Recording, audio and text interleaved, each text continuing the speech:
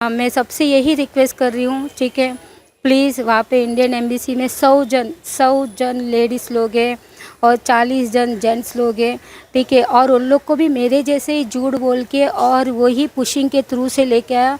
Specially वहाँ पे 75 as का औरत लोग हैं, इतने बूढ़ी बूढ़ी औरत लोग हैं, वो औरत लोग क्या काम कर सकते हैं।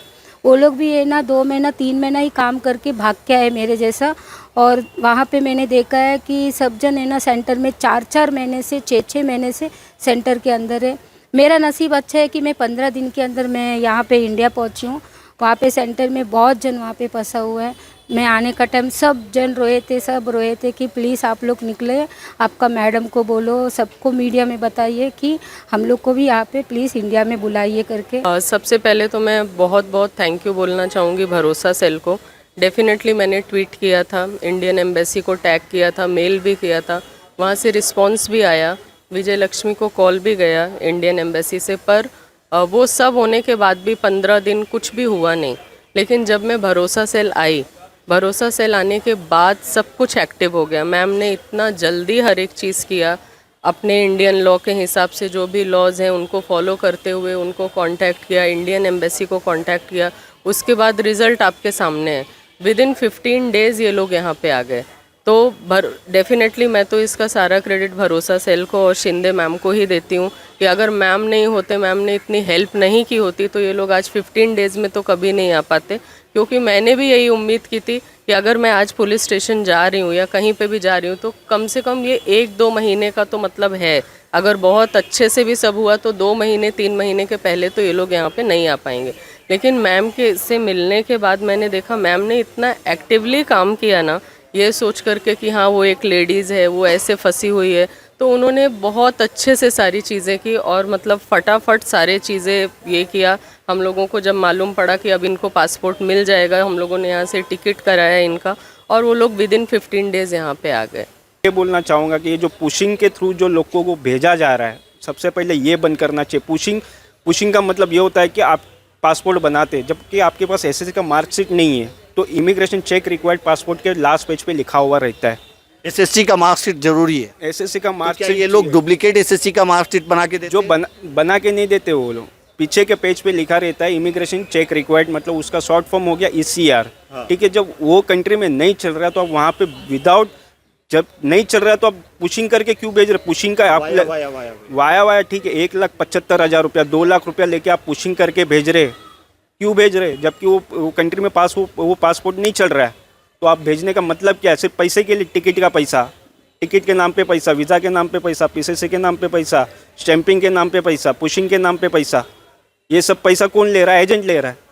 गरीब आदमी लाएगा कहाँ से? जब वहाँ पे जाने के बाद फंस जाते हैं तो एजेंट हाथ ऊपर कर लिया। मतलब इस तरह से आप गए और वहाँ आप जाकर के अवैध तरीके से रहने को मजबूर हो गए, यानी आप अपनी आवाज़ उठा नहीं सकते हो। राइट, ये बात सच है। मैं चाहती हूँ कि जो गौरव श्रीवास्तव उनका नाम है और वो एजेंट है इंडिया का, और सुरेश करके वो कुवैत का एजेंट है। यहाँ पे सिस्टम ऐसा है कि 2 एजेंट रहते हैं, एक इंडिया का एजेंट रहते हैं और एक कुवैत का एजेंट रहते हैं। मैं चाहती हूँ इन लोग का लाइसेंस जो भी है वो कैंसिल करवाइए। स्पेशली कुवैत में वुमेन्स नहीं जाना है क्योंकि बहुत गंदा कंट्री है। वहाँ पे लेडीज़ लोग को गंदा तरीके से काम करवाते हैं, 24 घंटा काम करवाते हैं। अपने देश में तुम 24 घंटा काम करोगे तो आपको वही पैसा मिल रहे हैं। तो मैं सबसे रिक्वेस्ट कर रही हूँ, प्लीज़ कुवैत ऐसा कंट्री है, वहाँ पे नहीं जाना, प्लीज़ नहीं जाना। ज्योति पांडे करके एक महिला है जो एप्लीकेशन लेके यहाँ पे आई थी और उन्होंने फिर बताया कि उनके घर पे जो एक मेड काम करती थी वो फ़िलहाल कुवैत में हॉस्पिटल में है। उसकी तबीयत बहुत ज़्यादा ख़राब है, उसको फिट्स आ रही है और उसको कहीं से भी हेल्प नहीं मिल रहा है और उसको वापस इंडिया आना है। लेकिन उसका जो मालिक है जिसके घर पे वो एज ए मेड काम कर रही है वो उसको रिटर्न आने नहीं दे रहा है। तो इसके लिए उन्होंने ट्वीट किया था, लेकिन ट्वीट करने के बावजूद भी 8-10 दिन में किसी ने भी उनको कोई रिप्लाई नहीं किया।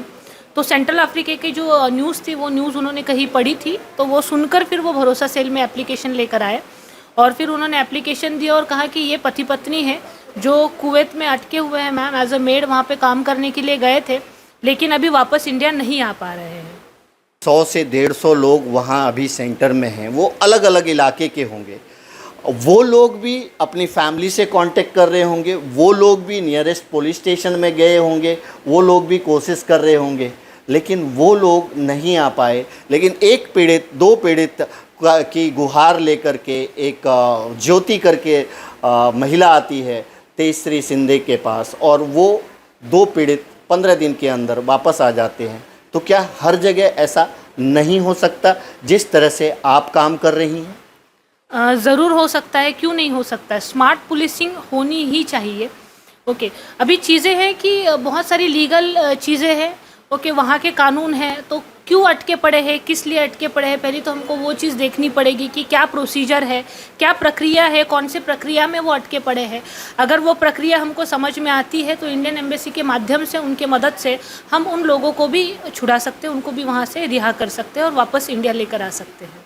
क्या मैं आपको, जब आप इस तरह से क्रॉसपॉन्ड करती हैं तो ऑफ कोर्स आपके सीनियर्स की भी आपको ज़रूरत पड़ती होगी, उनकी भी मदद लेनी पड़ती होगी, तो क्या आपको एमबीवीपी पुलिस में सीनियर्स का सपोर्ट है, तब आप इस तरह से कर पा रही हैं? जी हाँ, ज़रूर। मैं पूरे दिल से ये कहना चाहूँगी कि मेरे वरिष्ठ हैं जो मुझे हमेशा इन सारी चीज़ों के लिए हेल्प करते हैं। हमारे मीरा भाईंदर वसई विरार पुलिस आयुक्तालय के पुलिस आयुक्त श्री सदानंद दाते जी, जिन्होंने भरोसा सेल की इतनी बड़ी जिम्मेदारी मेरे ऊपर सौंपी है और जिन्होंने विश्वास रखा कि ये काम मैं कर सकती हूँ और लोगों को दिलासा दे सकती हूँ, महिलाओं के लिए, ज्येष्ठ नागरिकों के लिए, बच्चों के लिए मैं काम कर सकती हूँ। उसके साथ साथ अभी फ़िलहाल हमारे जो डीसीपी क्राइम जिनके पास चार्ज है, वो हमारे डीसीपी श्री विजयकांत सागर सर, जो मेरे एसीपी है क्राइम के श्री अमोल मांडवे सर, इनका हमेशा से ही मुझे सहयोग रहा है। कभी भी कोई भी छोटी से छोटी बात होती है, मुझे कुछ भी कहीं पे भी प्रॉब्लम्स आता है, तो वो तुरंत ही उन चीज़ों को सॉल्व कर देते हैं और पूरी तरीके से मुझे हेल्प करते हैं। आपने इस चीज़ को देखा कि किस तरह से लोग वहाँ पुशिंग के माध्यम से चले जाते हैं, फंस जाते हैं। ऐसे लोगों को, चूँकि तकलीफ़ आपने ज़्यादा देखा है, आप कंटिन्यू कांटेक्ट में थी, आपने एक एक पॉइंट्स को समझा है कि किस किस तरह की परेशानी होती है। ऐसे लोग जो पुशिंग से चले जाते हैं, यानी हम उसको ये कह सकते हैं, पुशिंग बहुत सारे लोगों को नहीं समझ में आएगा, इलीगल तरीके से जो लोग चले जाते हैं थोड़े से पैसे कमाने के लिए, उनके लिए क्या मैसेज है आप? मैं ऐसे सारे लोगों को बताना चाहूँगी कि हर एक अपने अपने देश का कानून होता है। जैसे हमारा भारत का कानून है जो हमको लागू होता है, वैसे आप बाहर जाते हो तो बाहर के कंट्रीज़ का भी जो कानून है वो आपको अट्रैक्ट होता है। तो जब भी आप कहीं भी जाना चाहो काम के लिए, तो आपको ये जानना ज़रूरी है कि वहाँ के कानून क्या है, वहाँ की प्रक्रिया क्या है, उनको समझना आपको बहुत ज़्यादा ज़रूरी है। बस किसी ने कह दिया और पैसे के लिए कि भाई वहाँ बाहर जाऊँगा तो ज़्यादा कमा पाऊँगा, इसके लिए ऐसा कोई भी इलीगल तरीका आप मत अपनाइए जिसकी वजह से आपका जीवन ऐसे संकट में आ जाए कि आपको मदद करना हमको मुश्किल हो जाए। तो कृपया करके अगर आपको जॉब के लिए, किसी काम के लिए यहाँ से बाहर जाना है, बाहर देश में जाना है, तो वहाँ के कानून और वहाँ की प्रक्रिया समझ कर ही आप ये कदम उठाएं। इन्होंने बहुत सही कहा दोस्तों। जैसे हमारे इंडिया में कोई इलीगल तरीके से आ जाता है, अवैध तरीके से आ जाता है, तो यहाँ का कानून उस पर लागू होता है, अट्रैक्ट करता है। उसी तरह से अगर आप इंडिया से किसी दूसरे देश जाते हैं इलीगल तरीके से, तो वहाँ का कानून अट्रैक्ट करेगा। ऐसे में पुलिस को आप तक मदद पहुँचाना बड़ा मुश्किल हो जाएगा। आपके कहने का मतलब यही है?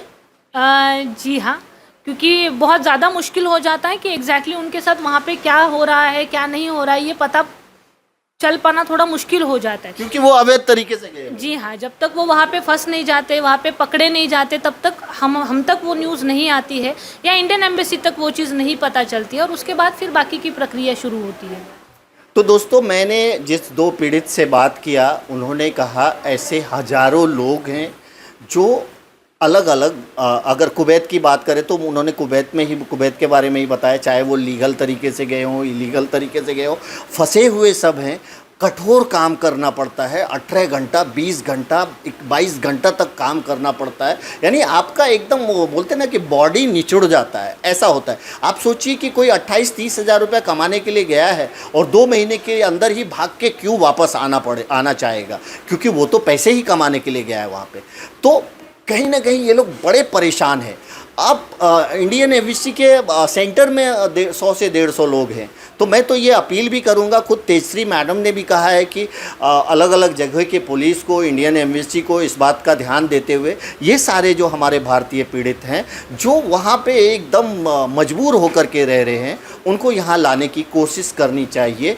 और मैं ये नहीं कहता कि पुलिस काम नहीं करती है, पुलिस हर जगह की पुलिस काम करती है, अपनी अपनी जिम्मेदारी निभाती है। लेकिन अगर पुलिस अपने काम के साथ उसमें थोड़ा सा और एफर्ट्स डाल दे, यानी वो ये सोच ले कि नहीं यार ये ड्यूटी नहीं, ये मेरा फ़र्ज़ है, ये मेरा मतलब एक परेशान व्यक्ति को मुझे मदद पहुंचाना है, तो वो एक्स्ट्रा काम करके उसे वहाँ से उस तक मदद पहुंचाता है।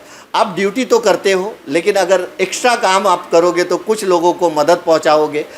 स्मार्ट पुलिसिंग, जैसा कि तेजश्री ने कहा कि हमने स्मार्ट पुलिसिंग का किया, हमने देखा कि हम किस किस तरह से किस किस लोगों को कांटेक्ट कर सकते हैं, और उन्होंने यहाँ से बैठे बैठे सारे लोगों को कांटेक्ट किया, और उसका परिणाम मैं समझता हूँ कि 1 से 1.5 महीने में 2 बड़े केस इन्होंने क्रैक किए। इसके पहले भी इस तरह के केसेस होते होंगे, लेकिन मुझे इस तरह की न्यूज़ करने के लिए नहीं मिली, क्योंकि इस तरह से किसी को लाया नहीं गया।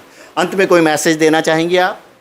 बस कानून समझिए, चाहे वो अपने देश का हो या किसी और देश का हो, और लीगल तरीके से जो भी काम है वो कीजिए। इलीगल तरीका कोई भी मत अपनाइए, और कहीं भी आप अड़चन में मत आइए, कहीं पर भी आप फंसिए मत। पहला मुझे बोले थे कि एयरपोर्ट में जॉब है करके बोला, ठीक है, आपको पैकिंग करना है करके बोला। और वो जो वहाँ पे कुवैत में जो सर रहते हैं उनको कफिल करके बुलाते हैं, तो कफिल ने मेरे से वीडियो कॉल मतलब व्हाट्सएप कॉल करके बोला कि आपका 40,000 सैलरी करके बोला। तो मैंने बोला अरे पेपर में तो 100 दिनार करके, यानी कि अपना इंडिया का 28,000। तो उसने बोला नहीं ऐसी बात नहीं है, यहाँ पे ना गवर्नमेंट को दिखाने का करके बोला। फिर हम लोग कुवैत गए, वहाँ पे रमज़ान का टाइम था, तो जिस दिन गया था ठीक था, 2-3 दिन भी ठीक रखा हम लोग को। फिर उसके बाद 24 आवर्स मेरे से काम करवाते, मैंने सोचा रमज़ान का टाइम है, ठीक है चलो करके। तो एक दिन मैंने रमज़ान होने के बाद मैंने हरीश को बोला अरे ये क्या 24 आवर्स काम करवा रही है, खाना नहीं है, ठिकाना नहीं है, मेरा तबीयत ख़राब हो रहा है, मेरे हाथ से फ़ोन भी छीन लिया। फिर मैंने हरीश को बोला, तो हरीश को बोलने के बाद ये लोग ने क्या किया, मेरे हाथ से फ़ोन ले लिया कि मैं फ़ोन करके बता रही थी एजेंट को। एजेंट भी झूठ था, एजेंट मेरे से 1 लाख लिया, 70,000 उसने कैश लिया, 30,000 अपने अकाउंट में डाल के लिया। और मैं पुशिंग से आई हूँ, जो है मैं सच बताऊँगी। तो पुशिंग क्या होता है एक्चुअल में, जो लोग उससे वो रहे होशियार? पुशिंग ये होता है जिसका 10th का मार्कशीट नहीं रहता है तो उसको पुशिंग बोलते हैं, ठीक है। तो ये भी पुशिंग एक बहुत अंदर गेम है। वहाँ पे एयरपोर्ट में आपको पुशिंग करके दुबई से कुवैत भेजते हैं, वहाँ पे चेकिंग भी नहीं होते हैं, ठीक है। हो गया तो अच्छी बात है, अच्छे ऑफिसर रहेगा तो चेकिंग करते हैं, नहीं तो सब उसके अंदर का पूरा मिलावट रहेगा। पुशिंग मतलब हम इसको ये बोल सकते हैं शॉर्ट में कि इलीगल तरीके से दूसरे कंट्री जाना और वहाँ पे काम करना। ठीक, यही बात है, सच यही बात है। आपने कहा 24 घंटा काम, आपको कितना टाइम काम करने को वहाँ मिलता था, कितना टाइम आप काम करती थी, और आपको क्या रेस्ट मिलता था या कंटिन्यू काम? क्योंकि एक आदमी कंटिन्यू काम तो नहीं कर सकता। इस बात के लिए तो मैं बीमार पड़ गई थी, फिर मैं फिट आ गया था मुझे 5 तारीख को। फिर मैडम ने ट्विटर में डाला, तो 24 आवर्स काम था। 5 बजे आपको रूम में डाल देंगे, ताला मार देंगे, ठीक है। फिर उसके बाद 6 बजे आके दरवाज़ा ठोकेंगे। वहाँ पे कैसा पति सो गया तो औरत जागती है, औरत जागेगी तो पति सोती है। पूरा टाइम कोई सब सो जाते नहीं है, मतलब हम लोग के ऊपर वो लोग निगरानी रखते हैं अब ऐसा। अच्छा। हाँ, तो जब भी खाना खाने के लिए बैठूंगी सुबह से शाम तक। आप 5 बजे अंदर डाल देते हैं और 6 बजे, यानी 1 घंटे में? 1 घंटे में 1 घंटा रेस्ट देते हैं? यस, 1 ही घंटा रेस्ट देते हैं, 1 ही घंटा रेस्ट है, ठीक है। फोन वीन कुछ नहीं? नहीं, फ़ोन। आप अपनी फैमिली से बात नहीं कर सकते? मेरे को 1 महीना बात करने दिया। हाँ। और मैं हॉस्पिटल में एडमिट होने के बाद मैंने गौरव को ज़्यादा प्रेशर किया कि भाई मेरे को इंडिया बुला दे, तूने क्या बोला, तेरे को काम नहीं पसंद आया तो विजय लक्ष्मी मैं आपको बुला लूँगा करके बोला। तो मैं वही उसको बात बोला, तो उसने क्या कफिल को बोला ये औरत बार बार फ़ोन कर रही है करके बोलेगा, तो हम लोग के हाथ से फ़ोन छीन लिया। फ़ोन छीन लेने के बाद मेरी फ्रेंड फिर यहाँ पे आके तेजस्वी मैडम को कंप्लेंट किया। कंप्लेंट करने के बाद कैसे कैसे करके फिर ये मैसेज मैडम मतलब एजेंट को गया। एजेंट ने फ़ोन करके बोला कि पुलिस वाले का फ़ोन आ गया तो उनको फ़ोन दे दो करके बोला। हम लोग को। तो हम लोग को फ़ोन देने के बाद तेजस्वी मैडम ने ये बोला कि प्लीज़ आप लोग वहाँ से यहाँ पे सेंटर में जाओ, इंडियन एम्बेसी जाओ करके। तो मंडे का दिन यानी कि फ्राइडे को हम लोग को दिया था, मंडे का दिन मैं गई थी सेंटर, हम लोग दोनों जन। वो भी कैसा, यह सिगरेट के बहाने से गए थे और मैं मॉप फेंकने के बहाने से गई थी। और आपका रूम पूरा ताला मारेंगे, काम करने का टाइम आपके पीछे पीछे आ जाते वो लोग।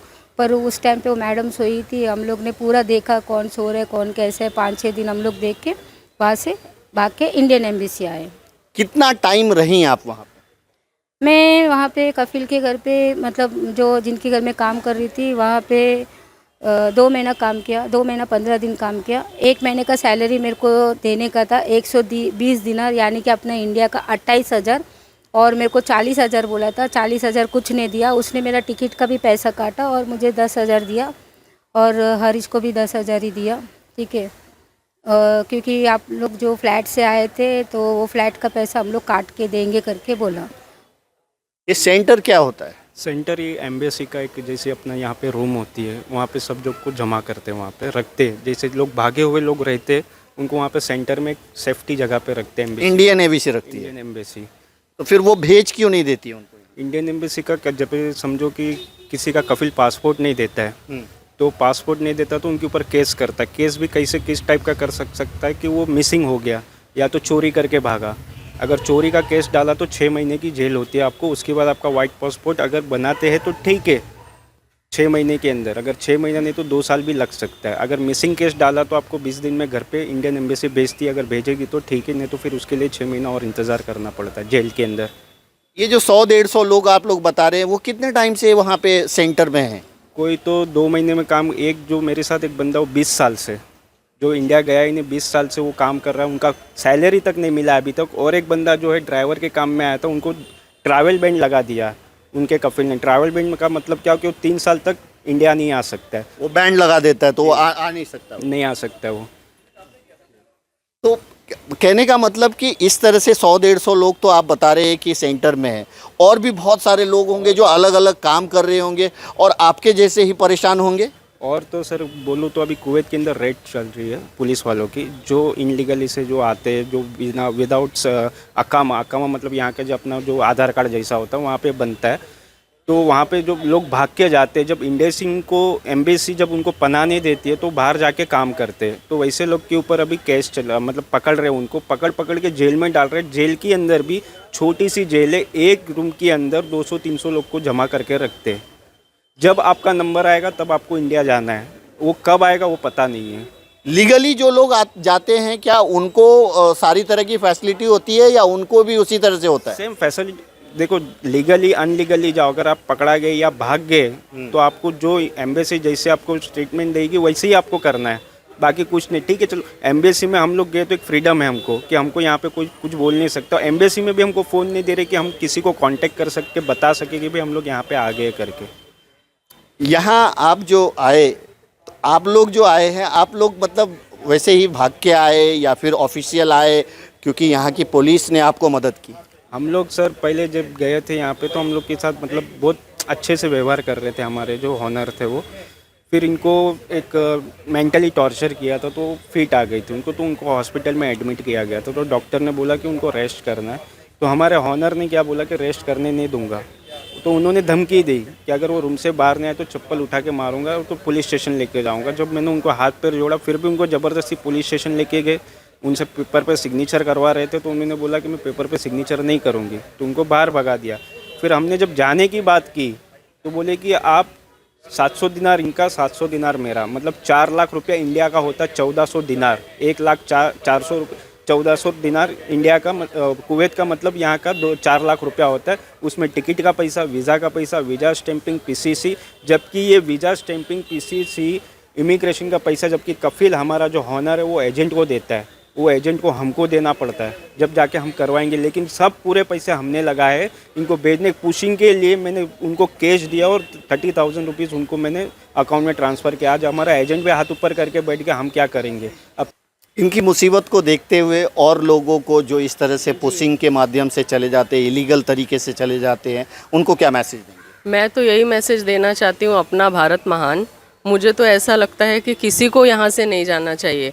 एक हम बोलते हैं ना, वहाँ पे अगर हम 30,000 के लिए गए हैं, ठीक है यार, इंडिया में 20,000 कमा लो, लेकिन अपने भारत में रहो, किसी और दूसरे देश की जाके सेवा करने की ज़रूरत क्या है, और वो भी ऐसे जगह पे जहाँ पे इंसानों को इंसान समझा ही नहीं जाता है। आपने विजय लक्ष्मी से बात की होगी तो उसने बताया होगा आपको कि कितना मिसबिहेव वो लोग करते हैं। तो अपने इंडिया में रहो यार, सुखी रहो, मैं तो यही बोलती हूँ सबको।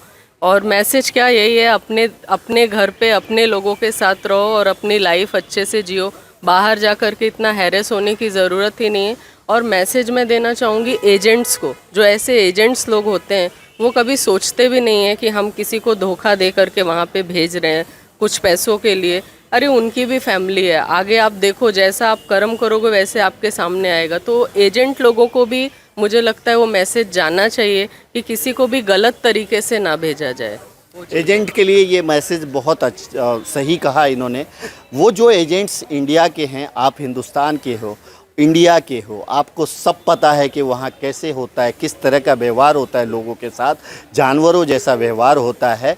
और जानबूझ के आप अपने ही भाई बहन, माँ बाप, रिश्तेदार, ऐसे ही लोग होंगे, इंडियन तो इंडियन सब माँ बाप भाई बहन हैं आपके, उनको आप थोड़े से पैसे के लिए किसी दूसरे कंट्री भेज देते हो जहाँ वो मजबूर होकर के अपनी ज़िंदगी जीते हैं। हर किसी को इस तरह से मदद नहीं मिल पाती। आज तेजश्री मैडम एमबीबीपी पुलिस के आयुक्त सदानंद दाते जी के नेतृत्व में, उनके मार्गदर्शन में जैसे तेजश्री मैडम ने काम किया है, वैसे मुझे लगता है कि अगर हिंदुस्तान के अलग अलग हिस्से में भी अगर इस तरह का आपके पास कोई मैसेज आ रहा है कि कोई अपना हिंदुस्तानी किसी दूसरे देश में पीड़ित है, परेशान है, तो उनको लाने की कोशिश कीजिए। जिस तरह से तेजश्री मैडम के पास ये मामला पहुंचा और पहुंचाने वाली ये ज्योति हैं, तो कहीं ना कहीं एक राहत मिलेगी लोगों को। तो थोड़े से पैसे के लिए ये करना बेईमानी होगा। Thank you so much.